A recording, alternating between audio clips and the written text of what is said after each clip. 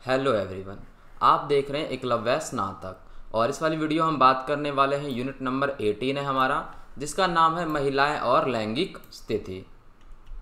यहाँ पर देखिए दोस्तों, आपका यूनिट नंबर जो 18 है इस वाली वीडियो में कंप्लीट हो जाएगा और साथ के साथ आपकी जो ये बुक है वो भी इस वाली वीडियो में कंप्लीट हो जाएगी, क्योंकि यूनिट नंबर जो 18 है आपका वो लास्ट यूनिट है इस पूरी बुक का और बाकी के चैप्टर जो है वो आपके हो चुके हैं। ठीक है दोस्तों, तो सबसे पहले हम बात कर लेते हैं परिचय की आखिरकार हम इस वीडियो में किसके ऊपर चर्चा करने वाले हैं।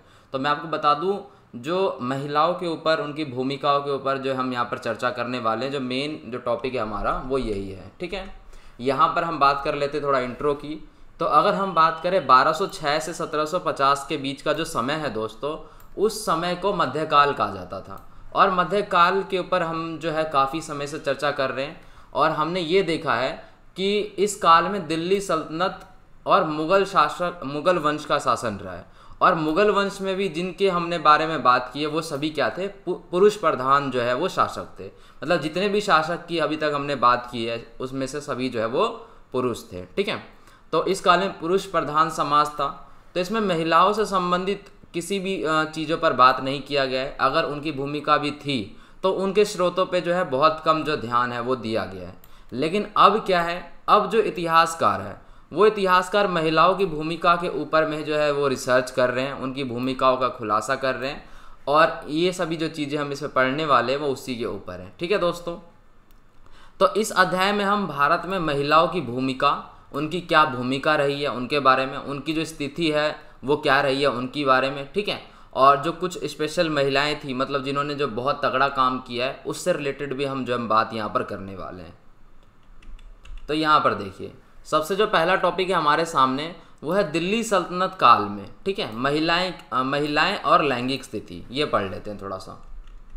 देखिए, अगर हम बात करें यहाँ पर सभी महिलाओं की, तो सभी महिलाओं के तुलना में, सभी समुदाय की महिलाओं की तुलना में अगर हम तुर्की महिलाओं की बात करें तो तुर्की महिलाएं क्या थी, ज़्यादा आज़ाद थी। ज़्यादा आज़ाद का मतलब है कि इनको स्वतंत्रताएं ज़्यादा प्राप्त थी। अगर हम दूसरे महिलाओं का कंपैरिजन करें इनके साथ तो इनको ज़्यादा अधिकार थे, मतलब ये थोड़ी स्वतंत्र थी, दबाव जो है इनके ऊपर थोड़ा कम था दूसरे महिलाओं की तुलना में। ठीक है, हमने पहले से ही पढ़ रखा है जो दास लड़कियां हैं उनको युद्ध में उपहार के रूप में खरीद कर प्राप्त किया जाता है। हमने पहले ही पढ़ रखा था जो दासियां हुआ करते थे उनको खरीदा बेचा जाता था। तो सेम जो सिचुएशन थी वो दास लड़कियों के साथ था, उनको भी खरीदा जाता था और क्या कहते थे, बेचा जाता था और उपहार के रूप में भी उनको दिया जाता था। अब जो महिलाओं के अंदर जो मेन प्रॉब्लम थी उस समय में वो था शिक्षा और कौशल की कमी, क्योंकि उनको शिक्षा और कौशल दिया ही नहीं जाता था। जब उनको शिक्षा और कौशल नहीं दिया जाएगा तो उनके कारण क्या हो जाएगा, वो सिर्फ एक लिमिटेड काम कर पाएंगी। तो ये भी उस समय में एक लिमिटेड जो है काम वो कर पाती थी, जैसे कि घरेलू काम, घरेलू दासियाँ का काम करा करती थी, घरेलू काम जो हुआ करता था वो करा करती थी। और कुछ जो महिलाएं होती थी वो जासूसी के काम में भी लगी हुई थी। जासूसी की काम का मतलब है कि जासूसी करना। ठीक है, जैसे किसी राजा महाराजा के यहाँ जाके उनकी गुप्त बातों को, संदेशों को सुनना और फिर अपने राजा को आकर बता देना। ठीक है, जासूसी भी करा करती थी। यहाँ पर देखिए, सल्तनत काल में क्या था, बादशाह से जुड़ी जो महिलाएं हुआ करती थी, जो कि बादशाह से डायरेक्ट जुड़ी हुई थी, वो एक बड़ा समूह था उनका जो हरम कहलाता था।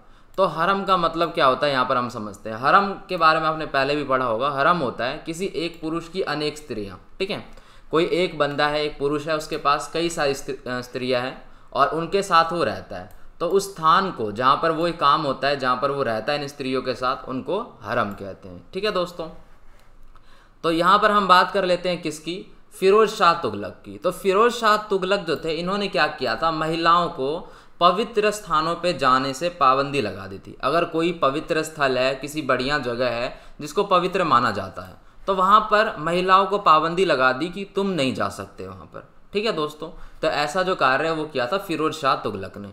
आगे बढ़ते हैं और यहाँ पर देखते हैं महिलाएं और राजनीतिक सत्ता, यानी कि कोई ऐसी महिला थी क्या, मतलब जिनकी जो राजनीतिक सत्ता में है भागीदारी रही हो। तो हाँ दोस्तों, ऐसी महिला थी, हम पढ़ेंगे इसमें कई सारी थी, जैसे रजिया सुल्तान। रजिया सुल्तान का नाम आपने सुना होगा, वो थी। ठीक है, हिंदू शाही परिवार की अगर हम बात करें तो उसमें नायिका देवी, रुद्रमा देवी का बहुत नाम सुना होगा आपने। ठीक है, उसके बारे में आप डिटेल में भी पढ़ोगे आगे जाकर, लेकिन हम इसमें जो चीज़ें बताई गई है वो पढ़ लेते हैं। तो इसके अंदर हम रज़िया सुल्तान, ठीक है, रज़िया सुल्तान के बारे में मेनली पढ़ेंगे। उसके बाद नायिका देवी के बारे में पढ़ेंगे, रुद्रमा देवी के बारे में पढ़ेंगे। इन सभी के शासन प्रशासन, इन्हीं सब चीज़ों के बारे में पढ़ेंगे कि इनके अंदर योग्यता थी, ठीक है, ऐसा नहीं था कि उस समय में ये किसी से कम थी। तो सबसे पहले यहाँ पर हम जो बात कर लेते हैं वो बात कर लेते हैं रज़िया सुल्तान के बारे में। तो यहाँ पर देखिए दोस्तों, इल्तुतमिश ने क्या हुआ था, दिल्ली के सल्तनत के लिए उनके पास अपने 4 बच्चे थे। तो 4 बच्चों में से जो सर्वश्रेष्ठ था, यानी कि जो सर्वश्रेष्ठ थी रज़िया, उसको अपना उत्तराधिकारी बना लिया, क्योंकि उनको लगता था कि ये इस योग्य है, मतलब वो समझते थे इस योग्य है, तभी इसको उत्तराधिकारी बनाया अपना, और ये इस योग्य थी भी, ठीक है दोस्तों। तो उसमें क्या हुआ, इस समय में ये जो निर्णय है, देखो ये निर्णय तो अभी के टाइम में आम बात है, लेकिन उस समय में जो ये निर्णय था ये बहुत ही ज़्यादा मुश्किल था और बहुत ज़्यादा हिम्मत वाला फैसला था, ठीक है, क्योंकि जो वातावरण था उस पे, वातावरण मतलब कि आसपास की जो चीज़ें थी, यानी जो माहौल था उस समय का, उसमें क्या है, सिंहासन पर पुरुष बैठते थे ओनली, ठीक है, पुरुष एकाधिकार वाला जो माहौल था वो था उस समय, ठीक है, सिंहासन पर लड़कियों को नहीं बिठाया जाता था। तो उस समय ये फैसला इनका काफ़ी महत्वपूर्ण माना जाता था, एक महत्वपूर्ण कदम के रूप में इसको लिया गया। रज़िया सुल्तान उस समय की दक्षिण एशिया की, आप समझ रहे हो यहाँ पर, दक्षिण एशिया की पहली भारतीय महिला थी जो मुस्लिम शासक बनी थी। तो ये उस समय की बहुत बड़ी उपलब्धि थी, पहल समझ सकते हैं आप। उसके बाद क्या हुआ था, जो दिल्ली के लोग थे उन्होंने भी उनकी राजगद्दी को स्वीकार किया। ऐसा भी होता है ना, कई बार क्या होती है, जो जनता होती है वही स्वीकार नहीं करती किसी निर्णय को, तो यहाँ पर उन्होंने क्या किया, इस राजगद्दी को यहाँ पर स्वीकार किया। लेकिन बहुत सारे जो लोग थे ना दोस्तों, बहुत सारे लोग महिला शासक को लेकर खुश नहीं थे, यानी कि इनके विचार के साथ वो अपना सामंजस्य नहीं बिठा पा रहे थे। इसका क्या मतलब होता है, इसका मतलब होता है, मान के चलो राजा लड़की को या महिला को शासक बना दिया, लेकिन उसके जो मंत्री होंगे या और जो बंदे होंगे उनको इनके विचार पसंद नहीं आते होंगे, या हो सकता है कि उनको ठेस पहुंचती हो इनके विचारों को या इनकी बात मानने को। ऐसा हो सकता है ना कि जैसे मान के चलो इसने रज़िया सुल्तान ने कोई यहाँ पर ऑर्डर दिया, तो उनको लगता होगा कि हम किसी महिला की बात क्यों सुने। तो इस प्रकार की भी जो चीज़ें थी वो हुआ करती थी, तो उनमें तालमेल नहीं बैठ पाता था वहाँ पर, ठीक है। तो रज़िया के पास क्या था, सिंहासन को संभालने के सारे गुण थे, जो भी गुण एक शासक के पास होता है एक सिंहासन को संभालने के लिए, वो सभी गुण थे इनके पास। लेकिन उनके अंदर एक कमी थी, और वो थी कि ये आदमी रूप में पैदा नहीं हुई थी, ठीक है। तो आप उस समय की पुरुष वर्चस्व समाज को समझ सकते हो कि उस समय जो मानसिकता थी वो कैसी थी। तो ऐसा ही जो सीन है वो होता था। किसी ने भी रज़िया की क्षमता पर सवाल नहीं उठाया, यानी कि क्षमता पे सवाल नहीं उठाया, क्योंकि क्षमता थी, बहुत क्षमता थी उनके पास, तो क्षमता से रिलेटेड प्रॉब्लम नहीं थी किसी को। यहाँ पर जो प्रॉब्लम थी वो थी कि नाराज़गी इस बात की थी कि एक महिला शासक है, ये क्या कर पाएंगी, और आने वाले समय में अगर मुसीबत आएगी तो ये क्या हमारी मदद कर पाएगी, सहायता कर पाएगी। तो इस प्रकार के जो सवाल थे ये लोगों के मन में थे, जिसके कारण महिला शासक से नाराज़ थे, ठीक है दोस्तों। अब हुआ क्या, तुर्की विद्रोह के कारण, अब तुर्की विद्रोह के कारण क्या हुआ, रज़िया की हार हो गई और शीघ्र ही इनकी मृत्यु हो गई। अब ये तो हो गया, लेकिन उसके बाद भी ये बातें चलती रही, और ये बात सत्य मानी जाती है कि रज़िया जो महिला होने के बाद भी उन्होंने अपना जो काम है वो बहुत अच्छे से किया था, और इल्तुतमिश उत्तराधिकारी में सबसे ज़्यादा जो योग्य है वो मानी जाती है रज़िया, ठीक है दोस्तों। तो यहाँ पर देखिए, अब जो अगली बात आती है वो है नायिका देवी और रुद्रमा देवी की। इनका भी आपने बहुत ज़्यादा नाम सुना होगा, ये हिंदू परिवार से थी। तो हिंदू शाही परिवारों ने भी इस काल के सामाजिक और राजनीतिक जीवन में महत्वपूर्ण भूमिका निभाई थी। दोस्तों ये जो काम था ये बहुत ही ज़्यादा महत्वपूर्ण था, बहुत मुश्किल था, और उस समय में ये आम बात नहीं थी। क्यों? क्योंकि ये सब पहले बंदे थे जो ऐसा काम कर रहे थे, ठीक है। तो बड़ी हिम्मत चाहिए थी। तो उस समय जो पहला उदाहरण हम बात करेंगे यहाँ पर हिंदू शाही परिवारों में से जिन्होंने इस सामाजिक और राजनीतिक जीवन में एक योगदान दिया था। तो सबसे पहला जो उदाहरण है वो है गुजरात के शासक मूलराज द्वितीय की जो माँ थी, जिनका नाम था नायिका देवी। इसके बारे में हम बात करेंगे। तो हुआ क्या था, इन्होंने अपने पति के मृत्यु के बाद इनके पास एक अपना जो पुत्र था, नाबालिग पुत्र, मतलब कि छोटा सा पुत्र, मतलब जो कि बहुत छोटा हो, किसी भी चीज़ों को ना समझता हो, ठीक है। तो इनकी पति के मृत्यु के बाद इनका छोटा सा पुत्र, उसको भी संभालने की जिम्मेदारी आ गई थी, और उनको संभालते हुए इन्होंने क्या किया था, राज्य को भी संभाला था, यानी कि अपना जो साम्राज्य था इनका उनको भी संभाला था, और उसके संरक्षक के रूप में इन्होंने कार्य किया था। संरक्षक यानी कि इनकी रक्षा की थी राज्य की। ठीक है दोस्तों, उस काम में भी क्या किया था, इन्होंने महत्वपूर्ण भूमिका निभाई थी। साथ ही इन्होंने क्या किया था, मोहम्मद गोरी को भी हराया था। यानी इनके ऊपर आप देख सकते हो कितने सारे कार्य थे, और फिर भी इन्होंने जो अपने कार्य को है वो सही ढंग से निभाया था। अब यहाँ पर हम बात कर लेते हैं दूसरे उदाहरण की। तो दूसरा उदाहरण है काकतीय राजवंश से संबंधित, जिनका नाम है रुद्रमा देवी। तो इनके कुशल सैन्य, मतलब कि इनके अंदर जो खास बात थी वो थी इनकी सैनिक टेक्निक जो है वो बहुत बढ़िया थी। कुशल सैन्य तकनीक और प्रशासनिक संचालन, यानी प्रशासन को बहुत अच्छे से चला पाती थी। उनको योद्धा रानी के रूप में भी जाना जाता था, यानी इनका जो नाम है वो चलने लग गया था योद्धा रानी के रूप में। ठीक है, इनके जो पिता थे जिनका नाम था राजा गणपति, तो उन्होंने क्या किया था, इसको अपने साम्राज्य का शासक के रूप में नियुक्त किया था। यानी जो भी काम, जो भी अधिकार शासक को दिए जाते हैं वो पूर्ण अधिकार इनको प्राप्त थे, और एक तरीके से साम्राज्य का शासक बनाया था। ठीक है दोस्तों, तो रुद्रमा देवी ने विद्रोहियों को हराया और साम्राज्य की सुरक्षा की। यानी कि जो काम इनको करना है वो काम इन्होंने बखूबी बहुत अच्छे से की। ठीक है, किसी प्रकार की कोई दिक्कत नहीं, और बड़े अच्छे से जो कार्य है उसको किया। ठीक है, वेनिस जो यात्री है मार्को पोलो, आपने इनका भी नाम बहुत ज़्यादा सुना होगा। ठीक है, मार्को पोलो ने क्या किया, रुद्रमा देवी को विवेकशील महिला के रूप में वर्णित किया। यानी इन्होंने इनके ऊपर लिखा और इनको विवेकशील महिला के रूप में इनको बताया। ठीक है दोस्तों, यहाँ पर देखते हैं, यहाँ पर है महिलाओं की स्थिति, कि महिलाओं की जो स्थिति थी वो उस समय किस प्रकार की थी। ठीक है, उन्होंने किस किस फील्ड में जो अपनी भूमिका निभाई थी, ये सारी जो बात है ये हम यहाँ पर करने वाले हैं। ठीक है दोस्तों, तो यहाँ पर देखिए, महिलाओं ने शांति स्थापित करने में महत्वपूर्ण योगदान दिया था। कई कई जगह हमने देखा, जैसे कि तो यहाँ पर क्या है, शांति स्थापित की थी महिलाओं ने, यहाँ पर जो है महत्वपूर्ण योगदान दिया था। एक बार की बात है, आप यहाँ पर समझिए, हुमायूं जो था उसका अक्सर अपने भाइयों के साथ जो है सिंहासन पर संघर्ष चलता रहता था। यानी अपने भाइयों से इनकी खास नहीं बनती थी, और सिंहासन को लेकर संघर्ष चलता रहता था, लड़ाई झगड़ा होता रहता था। ठीक है, तो उसके दौरान हुआ क्या था, एक बार घर की बुजुर्ग महिलाओं से सलाह ली इन्होंने। ठीक है, हमेशा ही जो सलाह है वो लिया करते थे, और बुजुर्ग महिला उस समय में काफ़ी ज्ञानी मानी जाती थी। ठीक है, तो बुजुर्ग महिलाओं से सलाह भी लिया करते थे ये, क्योंकि बुजुर्ग महिलाओं के पास काफ़ी अनुभव था, ज्ञान था, जिसके कारण बुजुर्ग महिलाओं ने एक ऊंचा स्थान हासिल कर लिया था उस समय में। ठीक है दोस्तों, और ये हो गई अच्छी बात। लेकिन जो बुरी बात है वो बात तो आपको पता ही है कि उस समय होता क्या था, सभी वर्गों में बहुत सारी पत्नियों रखने का जो है रिवाज वो चलता आ रहा था। दहेज प्रथा, जो कि बहुत बुरी चीज़ थी, उस समय भी थी और आज भी कुछ हद तक है। और उसके बाद स्त्रियों को बेचना खरीदना, इस प्रकार की जो बुराइयाँ थी, साथ के साथ इस प्रकार की बुराइयाँ भी जो थी वो समाज में उपलब्ध थी। जैसे कुछ अच्छी चीज़ें हो रही थी, भूमिका निभा रही थी महिलाएं, तो कुछ जो साइड में थी वो बुरी चीज़ें भी जो है वो वैसी की वैसी चल रही है, जैसी की जैसी चल रही थी। फिर आगे बढ़ते गए, फिर बहुत सारे महापुरुष आए, उन्होंने क्या किया, इन सब चीज़ों पे जो है लोगों को सचेत किया, मतलब जागरूक किया। तो इन सभी चीज़ों से क्या हुआ, फिर थोड़ा थोड़ा जो है सुधार आया। देखिए, अब हम बात करते हैं यहाँ पर मुगल काल की प्रभावशाली महिला, यानी हम ऐसी महिलाओं के बारे में बात करने वाले हैं, मतलब कि जिन्होंने कुछ बढ़िया काम करके दिखाया, जिन्होंने कुछ हिम्मत वाला काम करके दिखाया। ठीक है, तो उसमें से जो नाम आता है वो नाम आता है नूरजहां का। नूरजहां हो गई, आपने सुना होगा उनके बारे में। चांद बीबी हो गई। मीराबाई के बारे में आपने बहुत सुना होगा, जो कृष्ण की बहुत बड़ी भक्त मानी जाती है।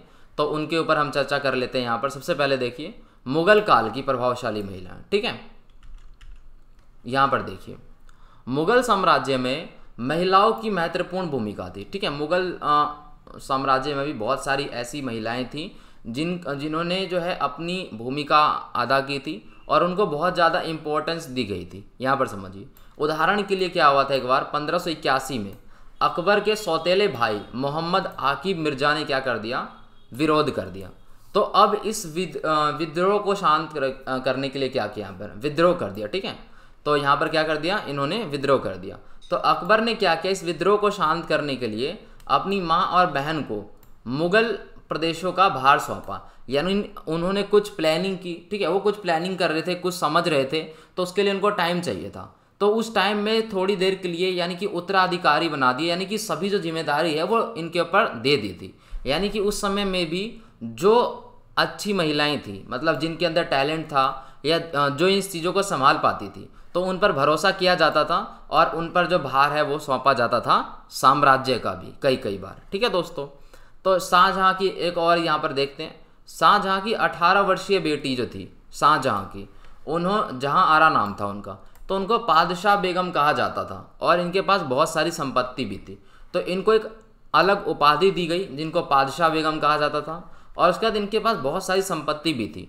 तो ये आपको सुनने में लग रहा होगा ये तो आम बात है, लेकिन ऐसा नहीं है। उस समय में स्त्रियों को संपत्ति रखने का अधिकार नहीं था। आपने क्लास 12 में पढ़ा होगा या पहले भी पढ़ा होगा, इससे पहले भी, कि जो महिलाओं के पास संपत्ति रखने का अधिकार नहीं होता था। लेकिन आप यहाँ पर देख सकते हो कि यहाँ पर क्या है, इनके पास बहुत सारी संपत्ति भी थी। इसके अलावा शाही मुगल महिलाओं ने कई इमारतें भी बनवाई, मतलब इमारतों में भी इनका क्या है, योगदान है। कई सारी इमारतें बनाई, संरचनाएं बनाई, जैसे कि 30 हजारी बाग, रोशन आरा बाग और फतेहपुरी मस्जिद। ठीक है, तो ये इनके द्वारा बनाई गई चीज़ें हैं। अब हम यहाँ पर बात कर लेते हैं नूरजहाँ की। तो नूरजहाँ कौन थी? नूरजहाँ चौथे मुगल सम्राट जहांगीर की पत्नी थी। ठीक है, तो इनके पास क्या था, इनके पास भी बहुत सारे अधिकार थे। ये दूसरों से अलग क्यों थी? क्योंकि जो महिलाओं को अधिकार प्राप्त नहीं था वो इनको प्राप्त था अधिकार। जैसे कि उस समय में जो महिलाएं, वो फरमान जारी करने का अधिकार नहीं था उनके पास में, बहुत बड़ी बात होती थी उनके लिए। लेकिन यहाँ पर इनके पास फरमान जारी करने का अधिकार था। साथ ही इनके नाम पर सिक्के भी जारी किए जाते थे। आप समझ सकते हो, एक तरह की सम्राट वाली उपाधि थी इनके पास। ठीक है, और नूरजहाँ ने विदेशी व्यापार में भी निवेश कर रखा था, यानी व्यापार से भी संबंधित काम किया था। साथ ही पुर्तगालियों के साथ व्यापार करा करती थी ये। डच व्यापारी जो हुआ करते थे उस समय के, उनके साथ व्यापार करा करती थी। यानी कि व्यापार में इन्होंने बहुत बहुत महत्वपूर्ण भूमिका निभाई थी, और साथ ही साथ इनकी इज्जत भी थी, क्योंकि इनके पास जो है फरमान जारी करने का अधिकार था और उनके नाम पर सिक्के भी जारी होते थे। यहाँ पर देख लीजिए, हम बात करते हैं चांद बीबी की। ठीक है, तो चांद बीबी अहमदनगर की राजकुमारी थी, यानी ये पहले से ही क्या थी, एक राजकुमारी थी। तो चांद बीबी की जो विशेषता थी वो थी इनकी रणनीति कौशल। ठीक है, रणनीति बनाना इनको मतलब बहुत अच्छे से आता था। सैन्य क्षमता है, ठीक है, इनको सेनाओं को संभालना ये बहुत अच्छे से आता था। ठीक है, कुशल थी ये और भी सारी भी चीज़ों में। ठीक है, और अंत में क्या हुआ, अंत में इनकी हत्या हो गई। लेकिन इनकी वीरता के लिए इनको अभी भी याद किया जाता है, इनकी वीरता के लिए, इनकी क्षमताओं के लिए अभी भी इनको याद किया जाता है। ठीक है दोस्तों, अब जो है, अब हम बात कर लेते हैं यहाँ पर जो लास्ट है हमारा, मीराबाई के ऊपर। तो मीराबाई के ऊपर आपने पहले से ही सुना होगा। मीराबाई बहुत ही ज़्यादा क्या थी, फेमस थी। इनके साथ क्या क्या हुआ था, ये सारी चीज़ें हमने क्लास 12 में भी पढ़ ली थी, और यहाँ पर भी एक बार पढ़ के देखते हैं। देखिए, मीराबाई को दुनिया की सबसे प्रसिद्ध भक्त कवियों में से एक माना जाता है, यानी कि सबसे ज़्यादा प्रसिद्ध कवियों में से लिखा करती थी ये, और प्लस में भक्त भी थी ये। श्री कृष्ण की बहुत बड़ी भक्त माना जाता है इनको। ठीक है, तो इसके रूप में इनको याद किया जाता है। इन्होंने क्या किया, अलग अलग स्तरों पर अन्याय के खिलाफ आवाज़ उठाई। ठीक है, इनके साथ हुआ क्या था, पहले इनके साथ कुछ बुरी चीज़ हुई थी, जैसे कि इनके पति की मृत्यु हो गई थी। उसके बाद इसके जो घर के बंदे थे, ठीक है, घर के जो बंदे, घर के जो मेंबर होते हैं, उन्होंने इसके साथ अच्छा व्यवहार नहीं किया था।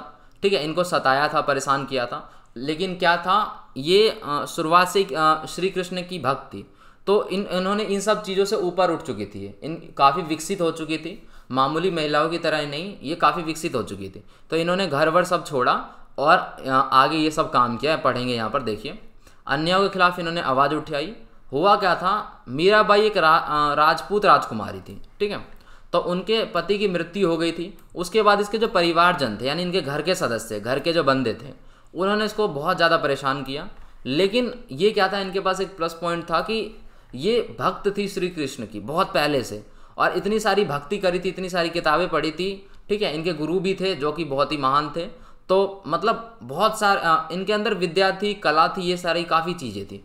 तो इससे क्या हुआ था, ये विकसित हो चुकी थी, नॉर्मल महिलाओं की तरह नहीं थी, काफ़ी विकसित हो चुकी थी। ठीक है, तो इसलिए इन्होंने क्या किया, घर वर छोड़ा और उसके बाद घर से बाहर निकली और मंदिरों में जाके सार्वजनिक रूप से गाने और नृत्य करा करती थी, और जो भी चीज़ें गलत हुआ करती थी उसके खिलाफ जो है ये आवाज़ उठाया करती थी। मीराबाई उन लोगों के खिलाफ थी, यानी कि जो मेन जो इनका शत्रु था उन लोगों के खिलाफ थी। ये विद्रोह करा करती थी हमेशा उन लोगों से जो कि महिलाओं के जीवन को नियंत्रण करा करते थे। यानी कि कुछ ऐसे जो पुरुष हुआ करते थे जो उनकी पूरी जीवनी को नियंत्रित करना चाहते थे, मतलब पूरे जीवन को नियंत्रित करना चाहते थे। तो ऐसे लोगों से इनका क्या था, मतलब इनके विरुद्ध थी वो। उसके बाद इन्होंने जो अपना कार्य है वो चालू रखा, और उसके बाद 15वीं शताब्दी आया। 15वीं शताब्दी में आपको पता है गुरु नानक जैसे कुछ महान लोग आए और पुरुष नेताएं आए जिन्होंने महिलाओं का समर्थन किया, उनकी समानताओं के ऊपर बात किया और काफ़ी जागरूकता फैलाई। तो उसके बाद जाके और जो बढ़िया है वो सीन जो है यहाँ पर वो हो गया था। ठीक है दोस्तों, तो टेलीग्राम में नहीं जुड़े हो तो आप जुड़ सकते हो। ठीक है, इंस्टाग्राम पे कुछ पूछना है तो आप पूछ सकते हो। आपकी जो बुक है यहाँ पर हिस्ट्री की ये वाली ख़त्म हो चुकी है, ये इसका लास्ट यूनिट था। वीडियो पसंद आ गई तो आप लाइक कर सकते हो, कमेंट कर सकते हो, शेयर कर सकते हो। साथ ही सब्सक्राइब कर दो इस चैनल को, बेल नोटिफिकेशन आइकन को प्रेस कर दो जिससे नई वीडियो की नोटिफिकेशन आप तक पहुँचती रहे। ठीक है दोस्तों, धन्यवाद।